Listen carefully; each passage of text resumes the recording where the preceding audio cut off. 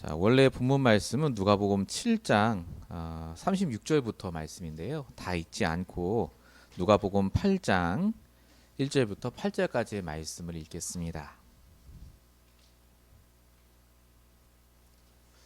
자, 누가복음 8장 1절부터 8절까지 찾으시고 제가 말씀을 봉독하도록 하겠습니다.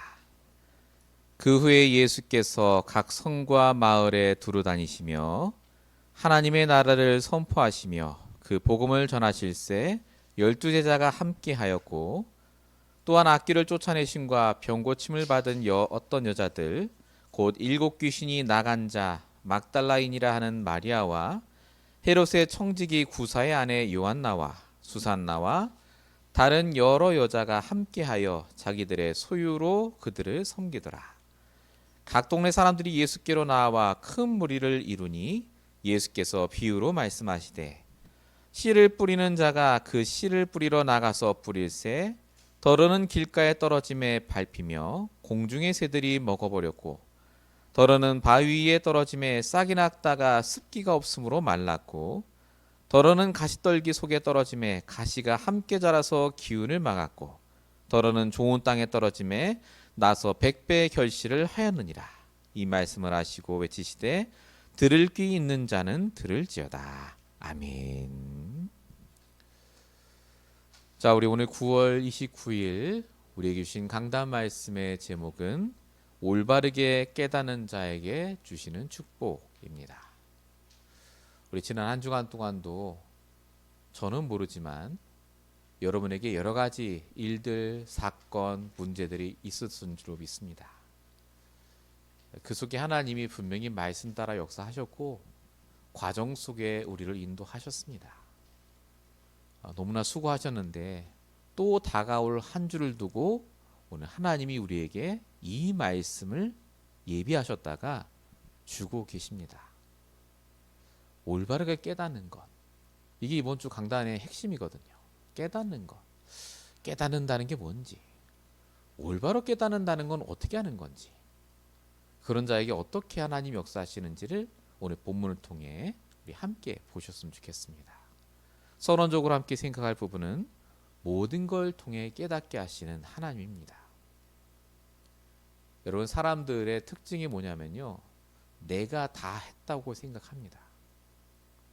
내가 열심히 살았고, 내가 열심히 공부했고, 내가 열심히 노력해서 지금까지 내가 살고 있고 이 자리에 있다고 생각해요. 교회를 다니는 분들도 말은 하나님의 은혜로라고 하지만 실제로 사는 모습을 보면 그래도 내가 열심히 살아야 돼, 이런 분이 참 많은 것 같습니다. 근데 여러분, 하나님은 우리를 처음부터 은혜로 살도록 모든 걸 통해 하나님의 은혜를 깨닫도록 인도하십니다. 로마서 11장 36절 만물이 주에게서 나오고 주로 말미암고 주께로 돌아간다. 하나님 우리의 모든 걸 통해 은혜를 깨닫게 하세요. 어떤 은혜 말이죠? 하나님이 우리를 이 땅에 보내셨고 살게 하시고 이유가 있어서 지금 이 현장에 그 일을 하게 하신다는 거죠. 우리의 천명, 소명, 사명이에요. 이걸 깨닫고 나면 내가 하나님 없이는 도저히 살 수 없는 사람인데 지금까지 살게 하셨구나. 문제와 사건을 통해 은혜를 깨닫는 게 당연한 겁니다. 그래서 이게 원래 인간에게 주신 축복이거든요. 모든 걸 통해 하나님의 은혜를 깨닫게 하는 것. 그런데 사단이 이걸 깨뜨렸죠. 모든 걸 통해 은혜를 깨닫는 게 아니라 모든 걸 통해 후회와 원망을 깨달아요. 그래서 내가 열심히 살아야 돼.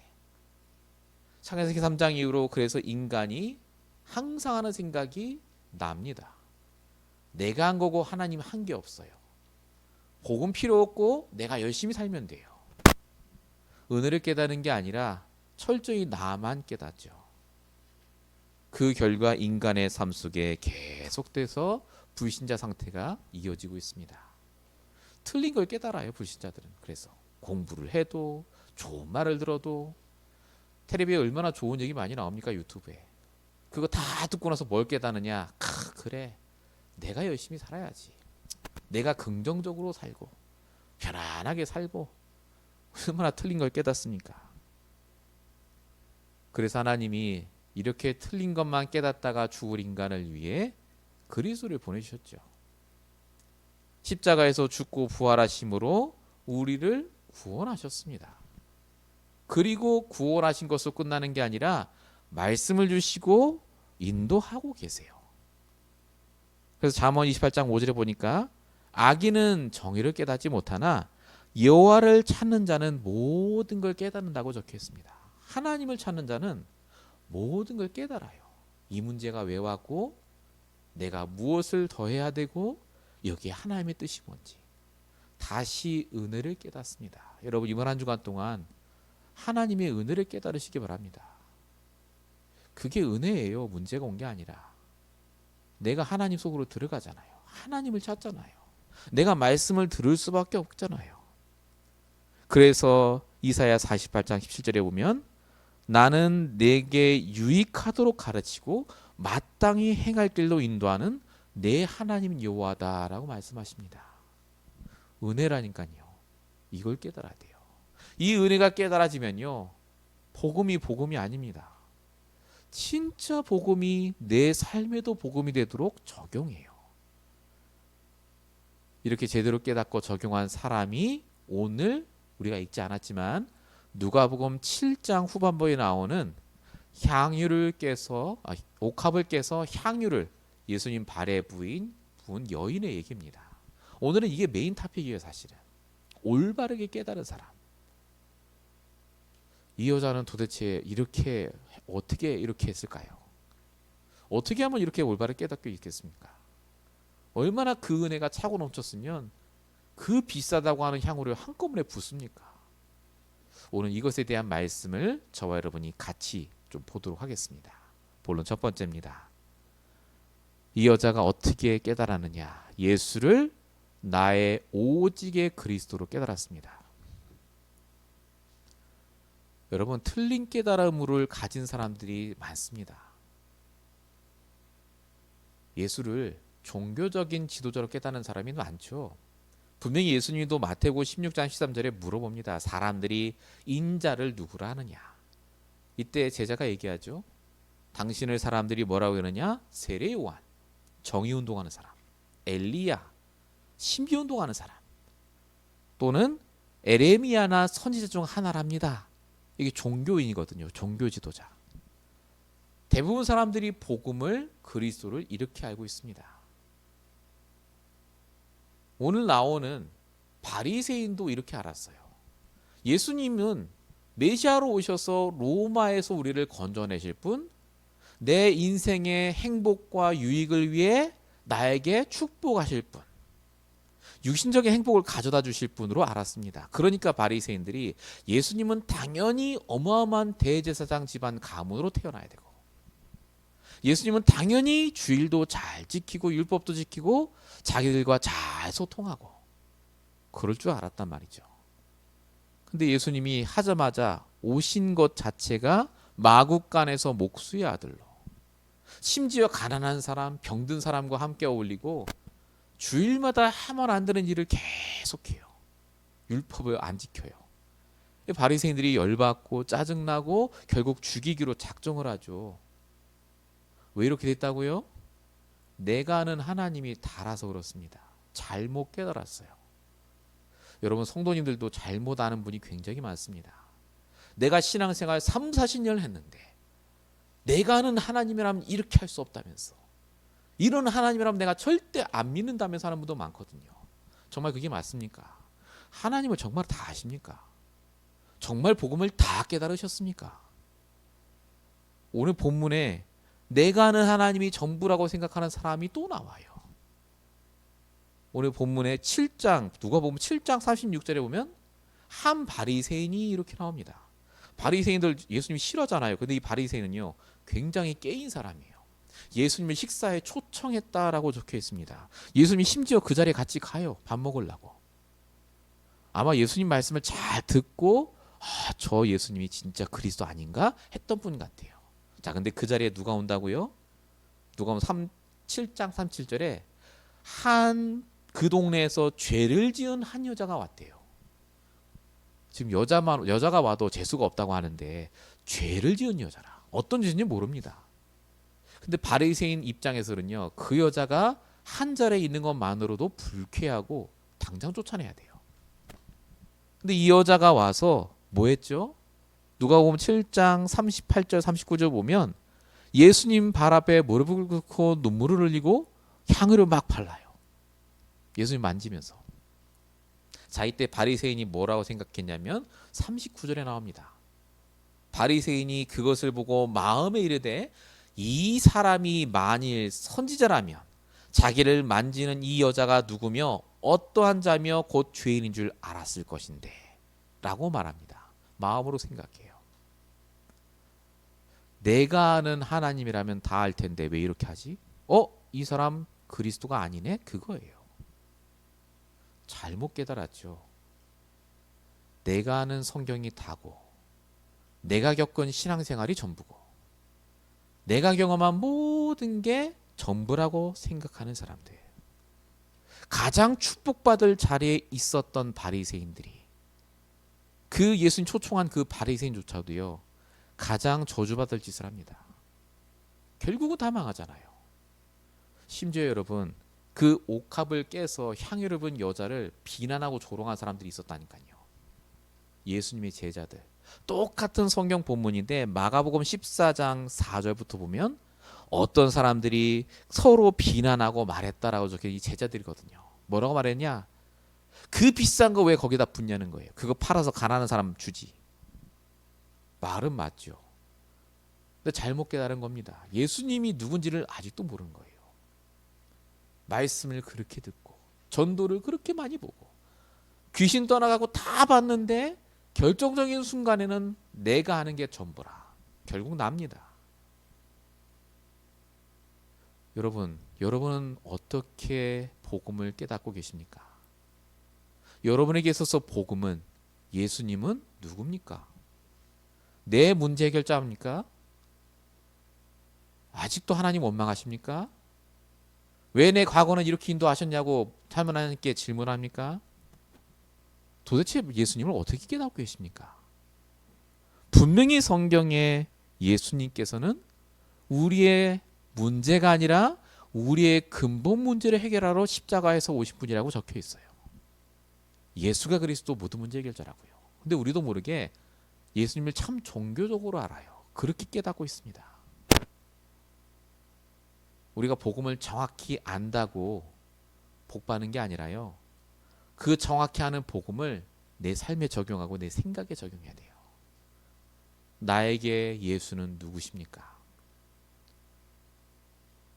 여기에 대한 답이 잠언 3장 5장 6절에 힌트가 적혀 있어요.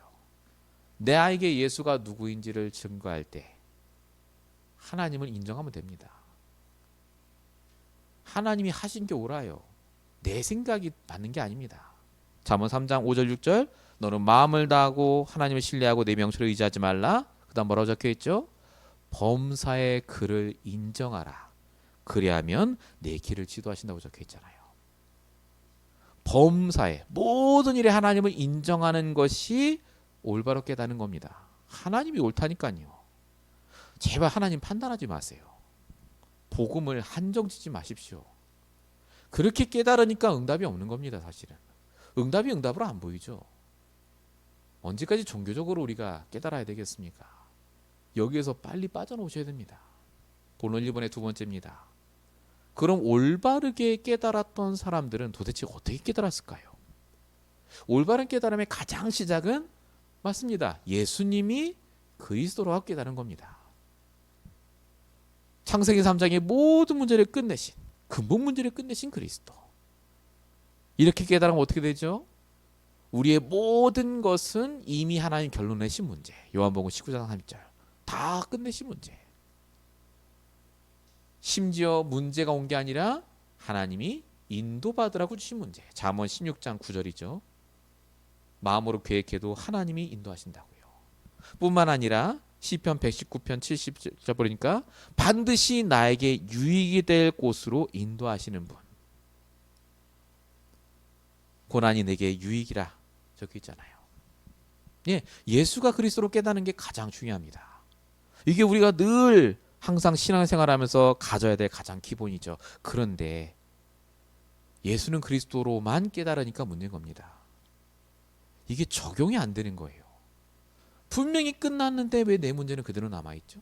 왜 나는 아직도 힘들죠? 여러분, 예수를 그리스도로 깨닫는 게 아니라 예수를 오직의 그리스도로 깨달아야 돼요. 오직으로. 이게 무슨 말이죠? 올인하셔야 돼요. 진짜 하나님을 100% 믿는다면, 그리스도로 믿는다면요, 말씀이 맞습니다. 내 생각대로 안 된다고 내 인생이 실패하는 게 아니라니까요. 하나님이 내 인생 속에 인도하고 계신다니까요.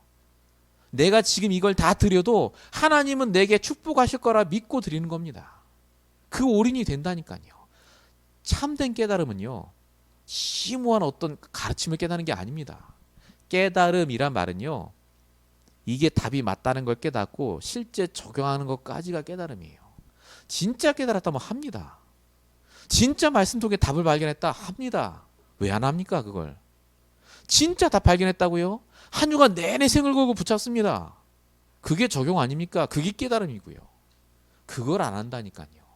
오늘 본문에 나오는 누가복음 7장에 나오는 이 향유를 깨서 옥합 부은 여자가요, 제대로 깨달았어요.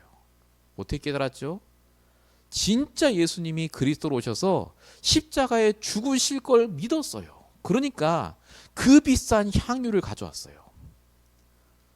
아니, 깨달았으면 됐지. 이 여자는 적용을 했다니까요. 그걸 향유를 깨서 붓고 머리털로 닦고 했어요. 이게 진짜 깨달은 자의 참된 행위 아닙니까? 이걸 보시고 예수님 뭐라고 하셨죠? 아무한테도 안 하는 얘기를 하셨어요. 누가복음 7장 50절, 내 믿음이 너를 구원했으니 평안히 가라. 뭐 여기까지는 괜찮아요. 근데 그 다음 똑같은 구절에 다른 성경에 보면 마가복음 14장 9절에 이렇게 적혀 있습니다. 천하에 어디서든 복음이 전파되는 곳에는 이 여자가 행한 일도 기록하여서 기억하게 하라. 최고의 축복 아닙니까? 예수님이 왜 이런 축복을 하셨죠? 올바르게 깨달았기 때문에 그래요. 복음을 깨달았다면 복음을 적용까지 해야 됩니다. 말씀을 듣고 내가 뭔가를 깨달았다면요, 그 말씀을 내 삶에 적용하셔야 돼요. 그러다가 문제당하고 죽으면 어떡하죠? 다니엘 3장 18절, 하나님이 우리를 풀물 가운데 능히 구원하실 줄 믿지만 그리 아니하실지라도. 풀무불 들어갔다니까요. 행동했어요. 믿고. 이게 오직으로 붙잡는 거예요. 나의 오직이 그리스도로. 다윗은요, 시편 23편 4절, 쫓겨다닐 때 사울왕에게 내가 사망의 음침한 골짜기를 다녀도 하나님이 나와 함께 하시기에 두렵지 않다. 바울은 뭐라고 말했습니까? 로마로 가면 죽는데 사도행 20장 24절, 나의 달려갈 길과 주 예수께 받은 사명을 이루라면은 내 생명도 귀한 것으로 여기지 않는다. 깨달으면 합니다. 진짜 저와 여러분이 해야 될 당연한 게 뭡니까? 왜 말씀 듣고 기도하고 전도하고 오늘 내게 주신 상황, 문제, 조건 속에 내가 해야 될 당연한 것을 하는 것.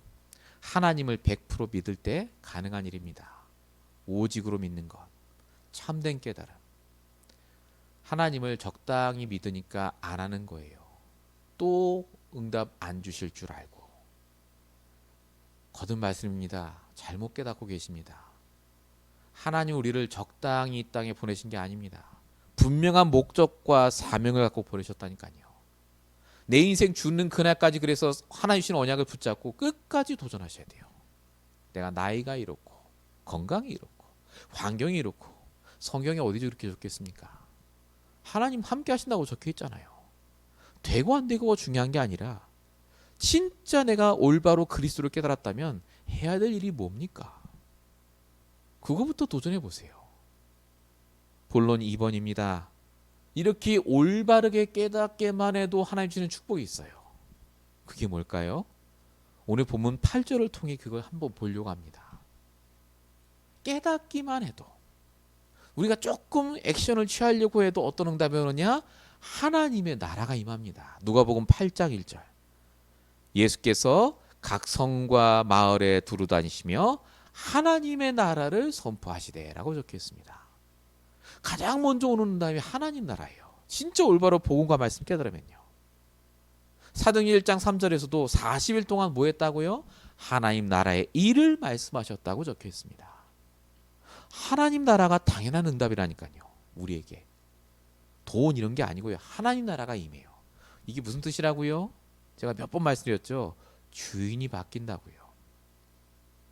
즉 우리에게 일어나는 모든 게 우연이나 재수나 어쩌다가 일어난 일이 아니라 하나님의 완벽한 계획 속에 일어나는 일로 바뀐다 그 말이에요.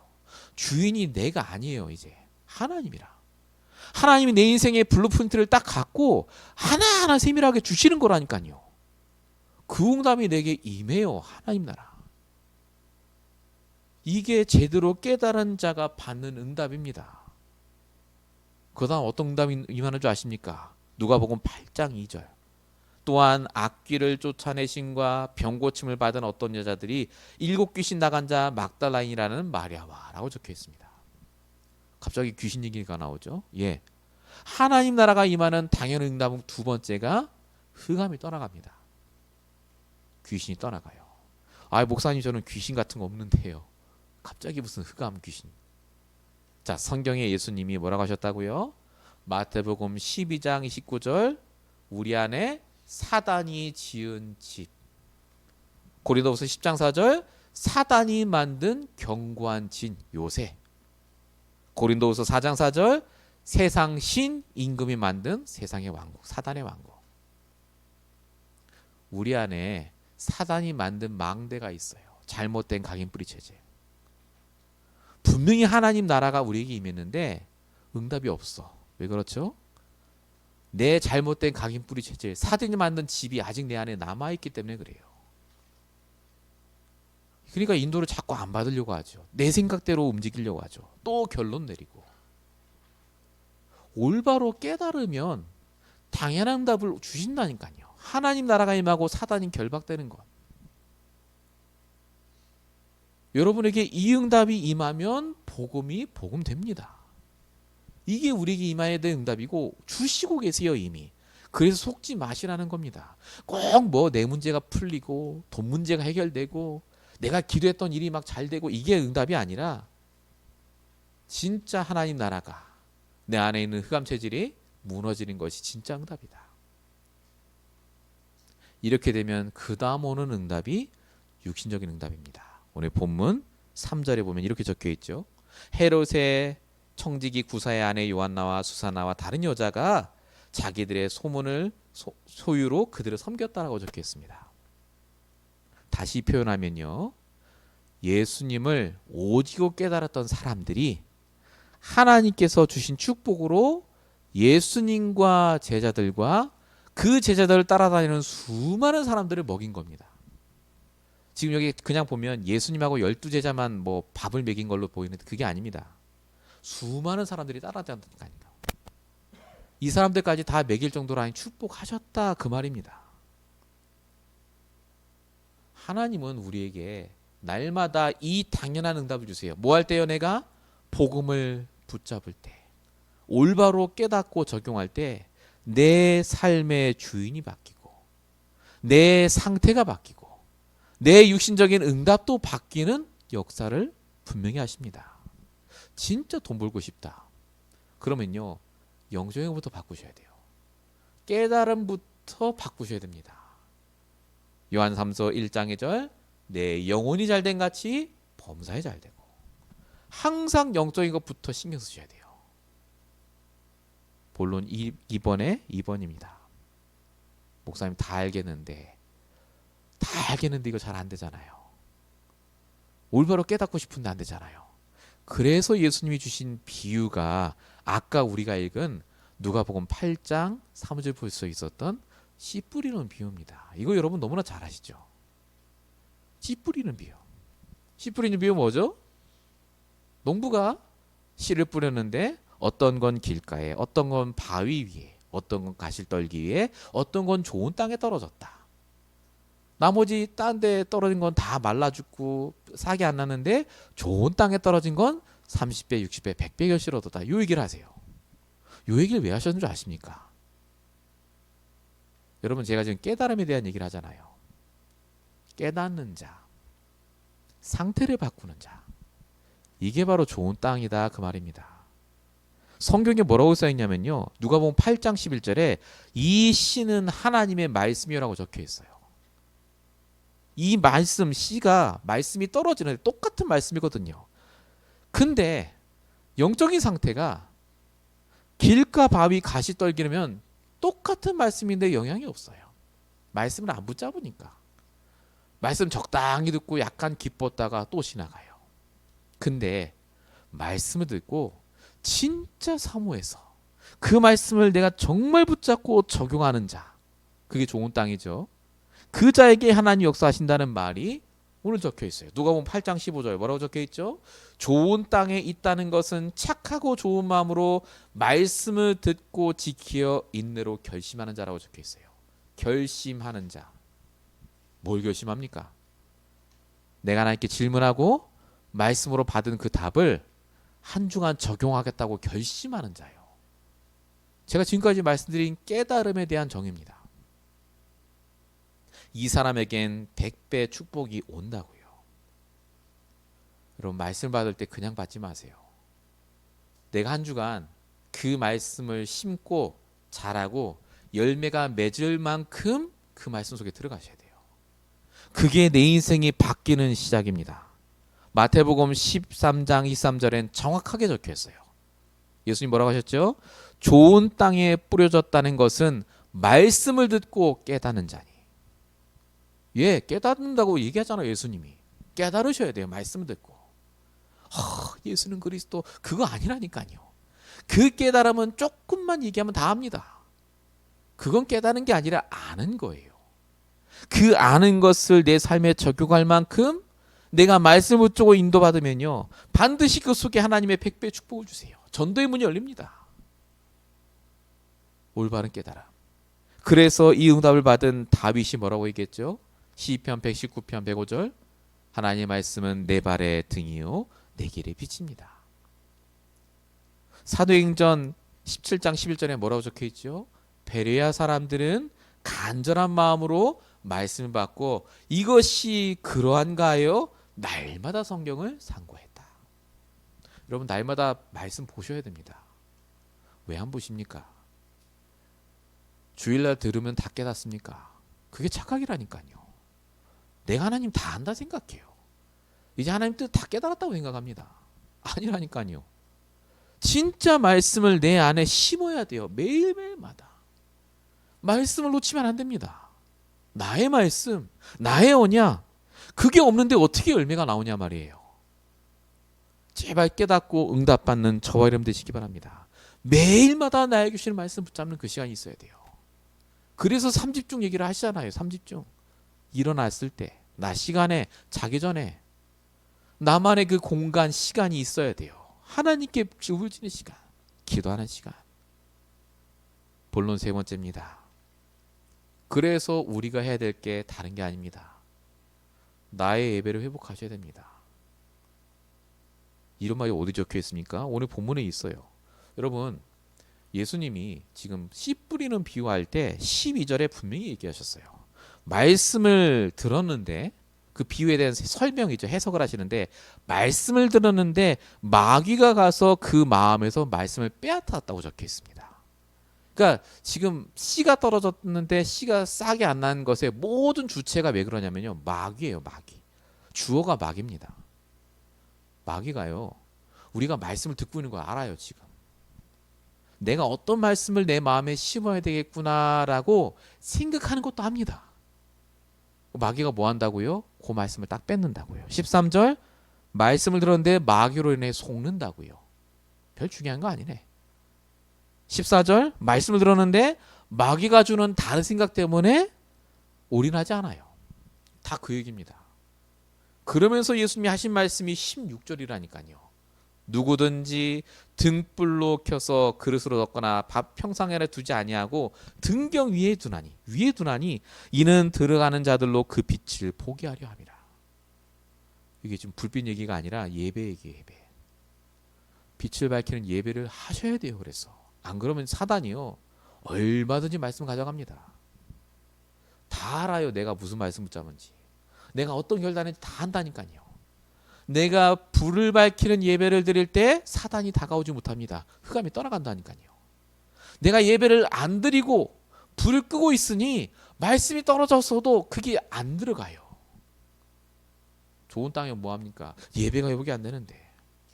요한복음 4장 23절 아버지께서는 자기에게 이렇게 예배하는 자를 찾으시니라. 신령과 진정으로 예배드리는 자. 빛을 밝히는 예배. 여러분 개인 예배 회복하셔야 돼요. 가정 예배 회복하셔야 돼요. 주일 예배 회복하셔야 됩니다. 예배 왜 드리죠? 얼굴 도장 찍으려고 드리는 게 아닙니다. 진짜 나의 말씀 발견하고 응답 받으려고 드리는 거 아닙니까?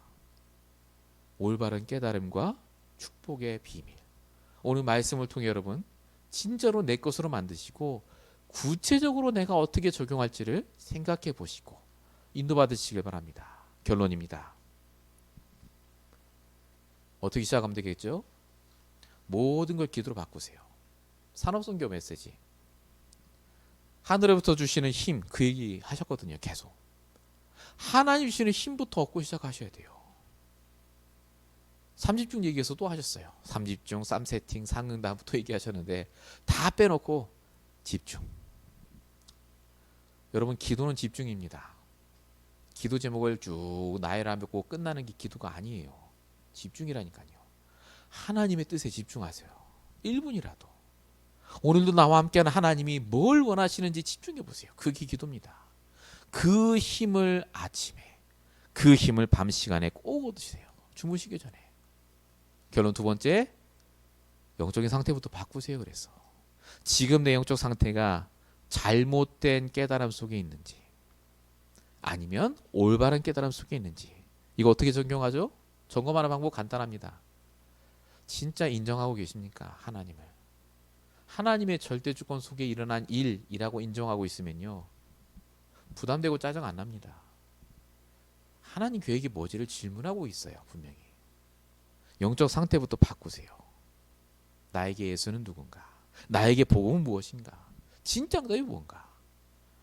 여러분 말씀을 그냥 또 지나가자 하지 마시고 한 주간 동안 말씀을 통해 응답 받으시길 축원드립니다. 다 같이 기도하겠습니다. 살아계신 아버지 하나님, 오늘도 우리에게 말씀을 주시고 인도하심을 감사드립니다. 옥합을께 향유를 부은 그 여인과 같이 우리의 모든 것을 들여 올바로 예수를 깨닫고 적용하는 인생 되게 하시며, 좋은 땅에 떨어진 그 좋은 밭과 같은 그 영적인 상태를 오늘 말씀을 들은 모든 성도의 마음속에 허락하여 주시옵소서. 하나님, 사단은 지금도 말씀을 빼앗아가고 뿌리내리지 못하게 하며 의심하고 방황케 하는데, 하나님 정말로 하나님 주시는 당연한 응답을 붙잡고 날마다 승리하게 하시며 나의 말씀, 나의 기도, 나의 전도를 회복할 수 있도록 주님 역사해 주시옵소서. 빛을 밝히는 예배, 빛을 밝히는 묵상의 시간을 회복하게 하실 줄로 믿사오고 우리를 원하신 예수 그리스도로 감사하며 기도했습니다. 아멘.